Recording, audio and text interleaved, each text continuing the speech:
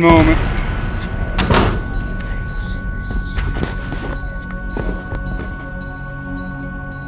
You all cool? Man, I got evicted, so I got to pack it up. I even had a chair and an oven. Look. This was my camp spot last night, and obviously people hang out up here. Well, this guy kept circling around me. Apparently that's his home. He told me to get it. I'm watching in the camera here behind me to see if he comes up, but I'm near the border, and it's a little wacky. Here, hold on a second. Let me just film this because the guy's walking kind of around. It's probably all cool, right? But I've always told you guys, man, down here, everybody's just wandering around. I camped here last night, but up the hill a ways, and I have my protection on me. So anyway, yeah, check it out. I had an oven and a chair, and excuse me while I'm just keeping my eyes out. Heading over the border real quick, and then heading back to base camp. What I wanted to talk about here is, like, it's a little stressful, and balancing my load, like on the bike.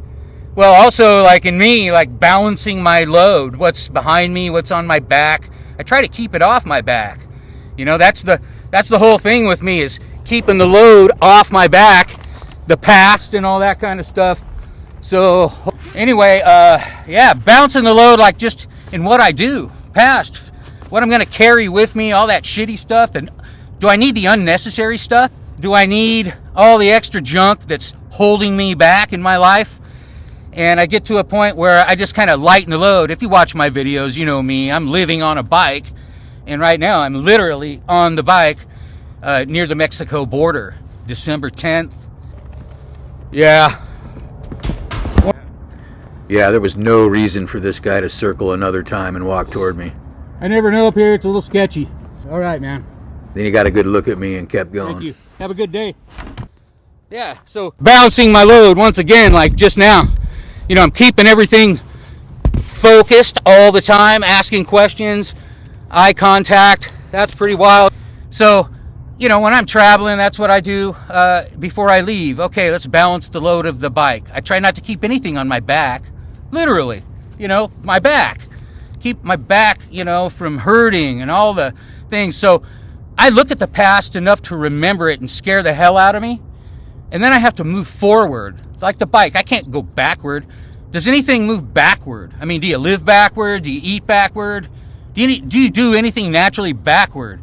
You look, you learn, and that's, for me, that's the lessons. These are all lessons that I'm learning as I go.